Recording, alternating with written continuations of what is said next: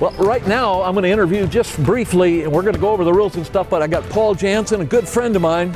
Paul is the Mindy Rudolph of college officials here in America, and Paul's going to have this game. Paul, what are the rules, and what do you see is going to happen here?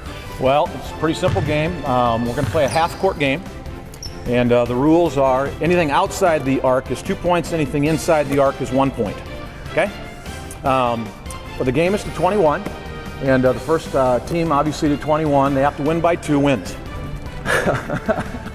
Okay. We're going to call all the fouls and the violations, and through an agreement with some attorneys, I've given up the right to eject any of the pastors, and so in turn that they've given up the right to excommunicate me. Oh, well, Paul, I think it looks like you got it pretty well down. The players look like they're ready. Hey, we want to thank you guys. Thank you for all being here. Again, isn't it neat, Paul, to see a near capacity crowd here? Look at this. They're here, ladies and gentlemen. You couldn't get them another one in here, Susie, without it. Unless you got a big shoehorn, you ain't going to get them in. Ladies and gentlemen, I'm going to introduce the starting lineups today for the Conaway family. In the post, the big fella from Brighton, Minnesota. 6'7", average 31 points, 17 rebounds, 12 assists for Morningside as a senior. And Robert Conaway.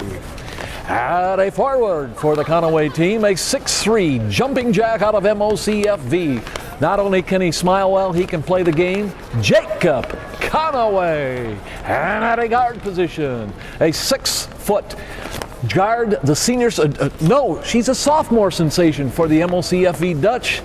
Alexis Conaway. Between these two Conaways this year, they were 51-2, not too bad. And now, for the Clergy team, ladies and gentlemen, gives me a real pleasure. We have Mark Haverding. Mark was absolutely outstanding through 6th grade. He got cut from the junior high team in 7th grade, but he's continued to expand his career in other areas.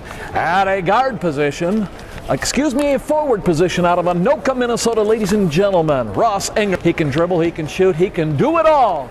He's not real big, but he's quick. Ladies and gentlemen, Ross Enger, and at a guard position out of Unity Christian, 5'10", 111. Ladies and gentlemen, he set more records that'll never be broken at Unity. They're records that'll never be touched. The Reverend Timothy Breen. Ladies and gentlemen, that's the Clergy team, and as you can see, possibly a slight mismatch, but on paper it don't look good. But I'm going to tell you what, we've got an ace in the hole, and that ace is standing right here on the end. The coach of the Clergy team, amazing Grace Oldenkamp. Well, Coach, when you look at the lineups, it looks like this is going to be one big challenge. What have you got up your sleeve, Grace, to counteract the height, the ball handling, the shooting of the Conaways? What are you going to bring to the table here? And I know Coach Ariema from Connecticut, I know a lot of these people have been talking to you, and they know this is a big game. What are you going to do, Grace? Well, obviously the Conaways have the size advantage, so we need to neutralize their length by spreading the floor and working on some back screens and the hard cuts to the basket.